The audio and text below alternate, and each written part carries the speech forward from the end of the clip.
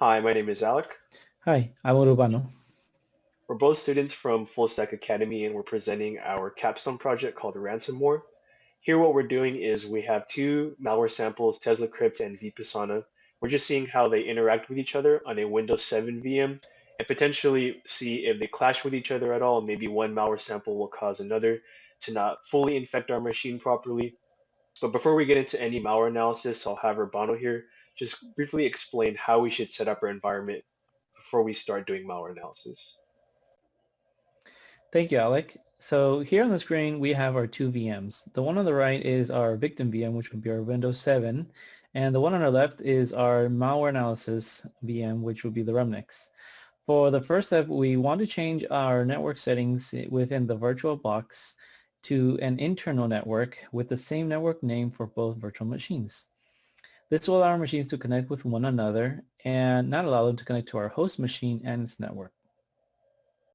Okay, so the next step that we're doing here is setting the DNS gateway between both of our VMs.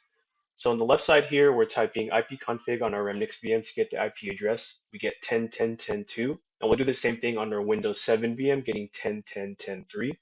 We're going to go ahead and type in both of these in our network control panel. So we'll go to run, type ncpa.cpl, right click on the properties, double click IPv4, and we'll go in and enter both of those specific IP addresses. So looking at the IP address, we type in our Windows 7 VM of 10.10.10.3.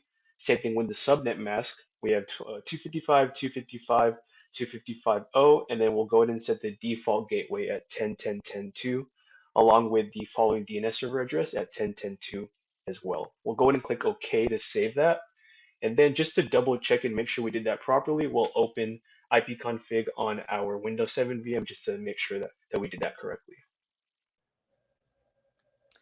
For our next step, what we are going to want to do is visit our INetSim configuration file within the Remnux VM.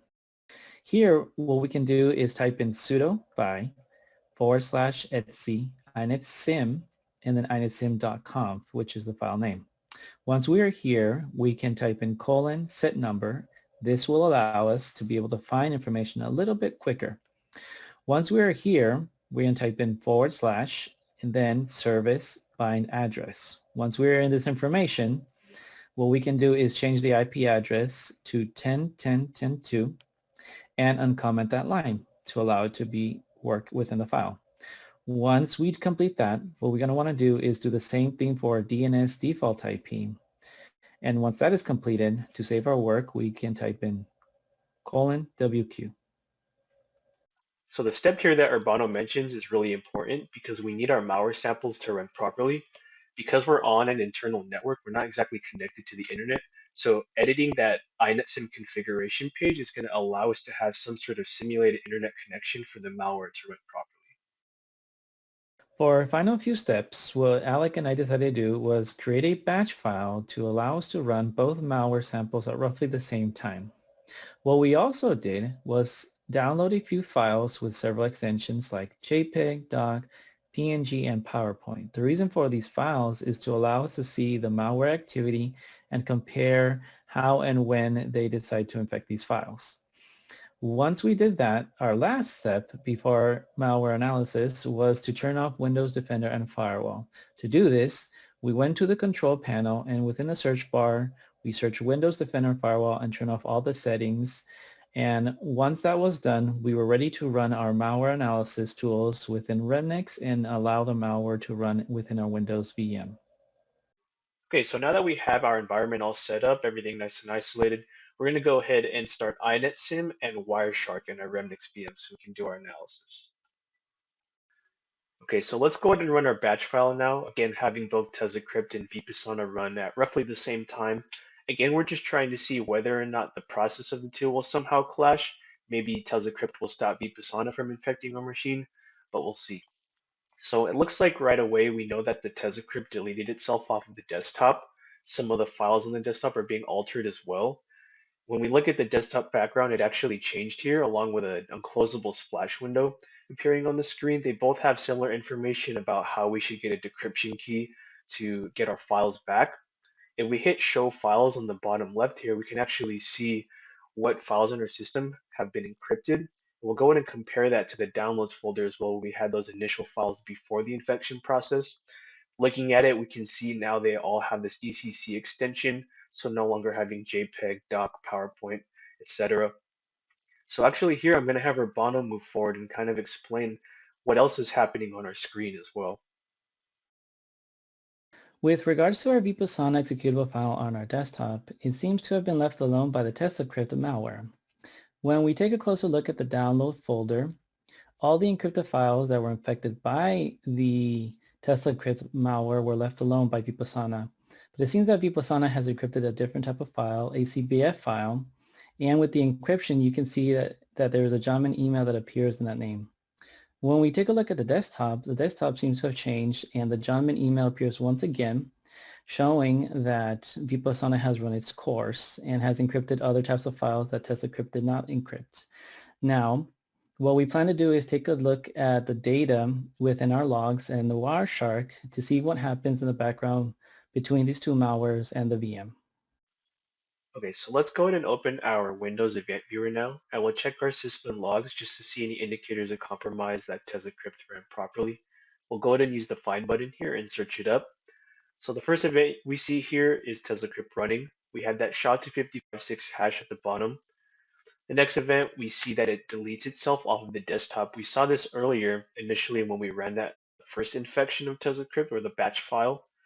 Next, we see a copy of the executable inside of the roaming folder, now with a new different file name that has a random string of lowercase letters. You can tell it's the same executable because the SHA-256 hash is the same.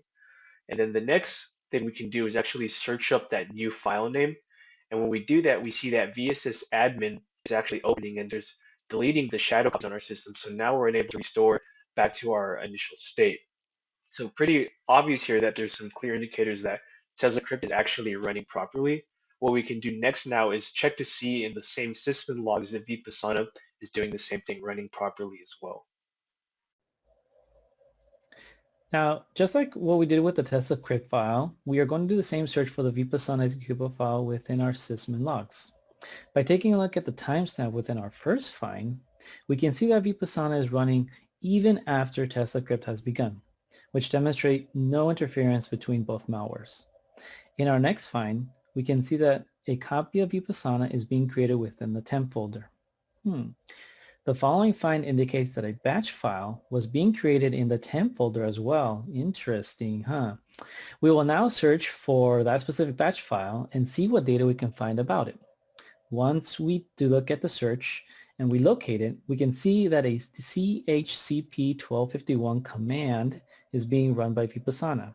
Now, I know that's a mouthful, but I'm going to explain it a little bit. The chcp command allows a Microsoft disk operating system to be used in other countries with different languages. The number 1251 is referring to a specific code page number, or in this case, another country's code page. When Alec and I were doing our research on Vipasana, we found information describing that Vipasana was created by Russian hackers, hence the 1251 code. From looking at our logs, it is clear that with indicators of compromise from both malware samples, there was no clash with each other and they were able to run on our system. So now that we looked at our sysmin logs, we can go ahead and check for more indicators of compromise in our Wireshark traffic. So here in Wireshark, we can use a display filter of HTTP. We know that from our sysmin logs that the timeline Teslacrypt ran first. So we'll go ahead and look at some of these first streams and we'll follow them. Here we can see what looks to be a command and control server. It has a base 64 encoding. And what we can do is actually take that and we'll decode it inside of CyberChef. And here when we look at the information, let's go ahead and look specifically at the date and time. We know that it's in Unix epoch time. And when we convert that, you'll see that it's the specific time in our system logs that we actually ran Teslacrypt. So we know that there's some sort of communication, that there's an indicator that we ran Teslacrypt at this specific time. And another indicator that we see here in Wireshark now, but instead we'll use a DNS filter, is we can see what looks like communication with some Tor sites. And we know that with most ransomware, they tend to communicate using Tor sites in order to keep the malware creators anonymous. While taking a look at the Wireshark data for Vipasana, we will follow the similar steps that we did for Teslacrypt. We will search data using an HTTP display filter and follow that stream. Inside one of those streams, there is a GET request that contains the same sender Johnman, which is probably not a very nice person, that was also found on the desktop background and CBF files that were encrypted by Vipasana within our Windows VM. This GET request is a clear indication of a command and control situation similar to Teslacrypt. Looking further into our Wireshark data, we can see that Vipasana is also using a Tor site which Alec had briefly mentioned with Teslacrypt. Overall, we can tell that there is a network traffic which indicates that Vipasana is also able to run on our Windows VM when Teslacrypt is done. For our ransomware project, unfortunately, we didn't see the two malware samples necessarily battle each other out or stop each other's infection process, but we did get to learn how each one works and how they infect our VM. We know that working with ransomware and just malware in general can be kind of dangerous, so it's important that we try to do that inside of a safe and isolated environment. Yeah, and we wanted to create something that we felt could be reproduced by others. You don't have to follow the exact same steps that we took, but we wanted to show you our approach to malware analysis with specific tools that we used, like Wireshark. If you are interested in following our documented footsteps, please visit our GitHubs. Again, my name is Urbano, My name is Alec. and thank you for taking the time to view our project.